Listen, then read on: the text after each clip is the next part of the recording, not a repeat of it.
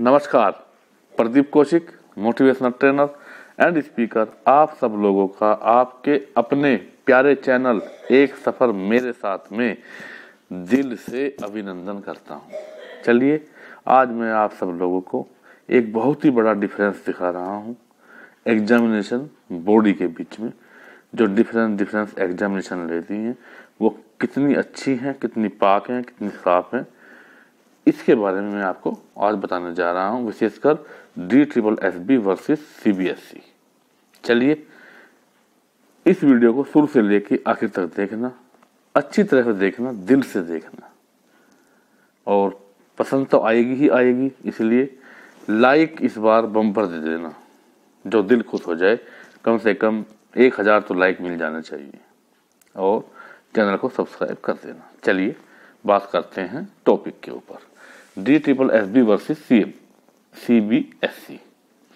DSSB exam लेती है teacher recruitment के, और CBSE लेती है जो स्टूडेंट के एग्जाम होते हैं उनके, और CTET वगैरह वगैरह एग्जाम ये भी लेती रहती है।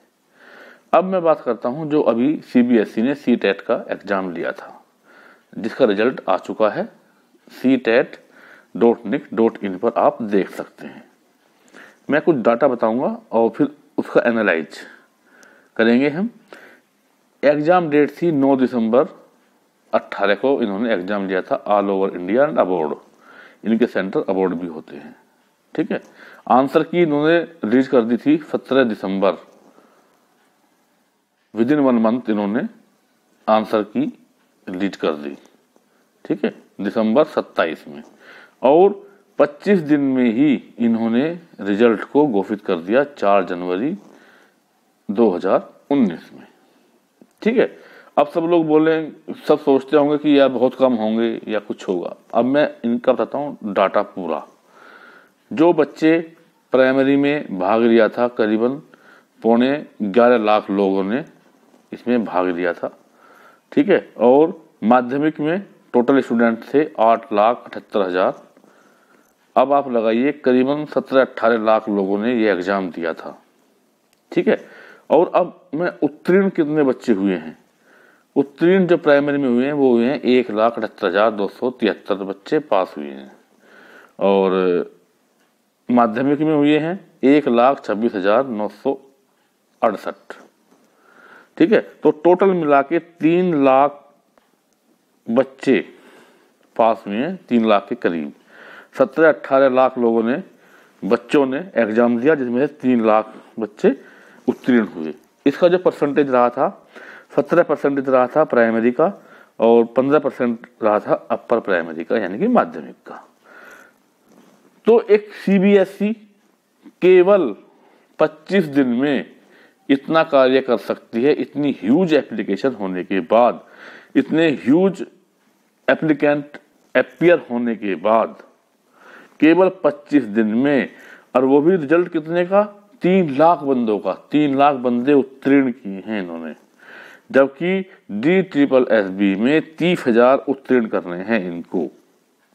और उनकी एप्लीकेशन कितनी आती है, किसी में 1000, किसी में 100, किसी में लाख तो पहुंचती नहीं है, केवल PRT में पहुंची थी लाख, ठीक है। तो अब देखिए कितना डिफरेंस है। जब CBSE ऐसा कर सकती है तो DSSB क्यों नहीं, मुद्दा यह है।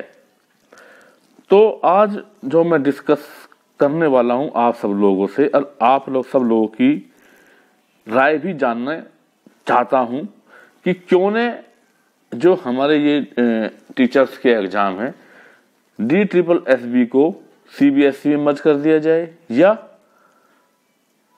सारे एग्जाम CBSE के ही जिम्मे दे दिए जाएं, इसकी और ब्रांच बढ़ा दी जाए। क्योंकि जो इन्होंने ये फास्ट एक्शन लिया है और एक्यूरेट, ऐसा DSSB ने कभी किया ही नहीं है। 2013-2014 के रिजल्ट आ रहे हैं, आपने देखा होगा, और CBSE ने 9 दिसंबर को एग्जामिनेशन लेकर 4 जनवरी को रिजल्ट घोषित कर दिया, वो भी एक ह्यूज अमाउंट। तो मेरा कहना यह है, और मैं आप लोगों की सहमति जानना चाहता हूं, कि जब CBSE कर सकती है तो DSSB क्यों नहीं कर सकती। तो गवर्नमेंट कोई कदम क्यों नहीं उठा रही है कि जब सीबीएसई 25 दिन में 17-18 लाख बच्चों को एग्जाम दिला सकती है और 3 लाख बच्चों के पास का रिजल्ट दे सकती है, तो DSSB भी ऐसा कर सकती है। इसमें क्या दिक्कत है? आपने देखा होगा कि जो एग्जाम ऑनलाइन होते हैं उनका रिजल्ट देन एंड देयर भी पता चल जाता है, केवल मेरिट बनानी पड़ती है उसमें। तो दिक्कत कहाँ है? या तो कुछ इंटरनल घपला है इसलिए डिले होता है। अब कोई क्या टेक्निकल प्रॉब्लम, मैं नहीं मानता टेक्निकल प्रॉब्लम। आज के ज़माने में कोई टेक्निकल प्रॉब्लम नहीं है क्योंकि सबका सब्स्टिट्यूट है। और मेरा मानना यह है कि एक एग्जाम्पल पेश किया है सीबीएसई ने दिल्ली में ही। तो जब सीबीएसई ऐसा कर सकती है तो DSSB क्यों नहीं?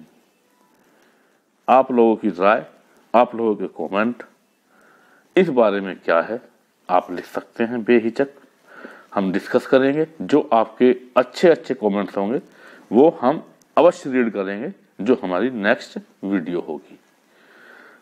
अब इसमें सबसे बड़ी बात यह है और सबसे बड़ी खुशी की बात भी है कि सीबीएसई जिसके पास इतना कार्य है, सीबीएसई ही आपका IIT का एग्जाम लेती है।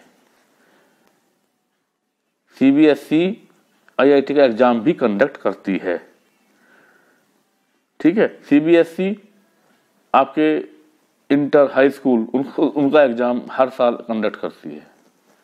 ठीक है, और हर साल टाइमली वो रिजल्ट दे देती है। और CTET तो वो ले ही रही है शुरू से ही, और इस बार उन्होंने तो ये झंडा ही गाड़ दिया है। तो DSSB उससे सीखे, उससे गाइडलाइन ले, या उसका जो चेयरमैन है वहां पे उसको भेजा जाए DSSB में कि कैसे काम किया जाता है, बंदों को ट्रेंड किया जाए। क्योंकि इससे क्या है, हमारा जो युवा वर्ग है वो कुंठित होता जा रहा है, जिसका इफेक्ट अभी नहीं लेकिन आगे बहुत ज्यादा पड़ने वाला है। क्योंकि मैं अपने कमेंट्स में देखता हूं जो हमारा युवा वर्ग है 10% ऐसा हो चुका है, उसकी मानसिकता ऐसी हो चुकी है कि वो गाली गलौज पर उतर आता है, मतलब उसके अंदर पेशेंस नहीं रहा है। तो मैं उनको दोषी नहीं मानता हूं, वो दोषी नहीं है किसी भी चीज के लिए, दोषी है हमारा ये तंत्र DSSB का। DSSB का जो तंत्र है वो तंत्र सीबीएसई तंत्र से कुछ सीखे, और वह सीख ही हमारे नौजवानों के लिए, जो आने वाली पीढ़ी है उनके लिए एक बहुत ही अच्छा स्टेप हो सकती है। हम ये नहीं कह रहे कि DSSB काम नहीं कर रही है, काम कर रही है, लेकिन अपनी पूरी ईमानदारी से काम नहीं कर रही है। और ईमानदारी से भी कर रही है तो उसके जो औजार हैं वो कुंठित हैं, या उनकी बुद्धि है वो शार्प नहीं है। आजकल स्मार्ट वर्क चाहिए, हार्ड वर्क नहीं। वो हार्ड वर्क कर रहे हैं, इससे कुछ फर्क नहीं पड़ता है। We want smart work. Are you agree और नॉट? यस, स्मार्ट वर्क अगर करेंगे तो बहुत जल्दी हो सकता है। अगर आप एक पेड़ को काट रहे हैं और आपकी कुल्हाड़ी कुंद पड़ी हुई है तो आप एक हफ्ते लगा दोगे, और जिसकी कुल्हाड़ी तेज है, उसकी धार बहुत तेज है, वो 15 मिनट में उस पेड़ को गिरा देगा। कितना डिफरेंस है 8 दिन और 15 मिनट में। तो ऐसे ही जो ये DSSB है, इसकी जो कुल्हाड़ी है वो कुंद पड़ी हुई है, उसकी धार तेज नहीं है। इनको अपनी कुल्हाड़ी तेज करने की आवश्यकता है। जैसे सीबीएसई की कुल्हाड़ी बहुत तेज है, वह एक पेड़ को 15 मिनट में काट देती है, उसी पेड़ को जो DSSB 1 महीने से लेके 2 महीने 6 महीने लगा देती है काटने के लिए, क्योंकि इसके पास में तेज धारदार कुल्हाड़ी नहीं है। अब आप सब लोग भी समझ गए होंगे इसका मीनिंग, मैं कहना क्या चाह रहा हूं। तो आप सब लोग हर जगह जितने भी यूट्यूबर्स हैं उनको कमेंट्स के जरिए सचेत कीजिए, मुझे भी कीजिए कि ऐसा होना चाहिए। हम अगर ऐसी वीडियो बनाएंगे तभी उनके कानों पर जू रेंगेगी और वे रिजल्ट के बारे में सोचेंगे। तो आप सब लोगों की भागीदारी इसमें बढ़ती है, विशेषकर यूट्यूबर्स की।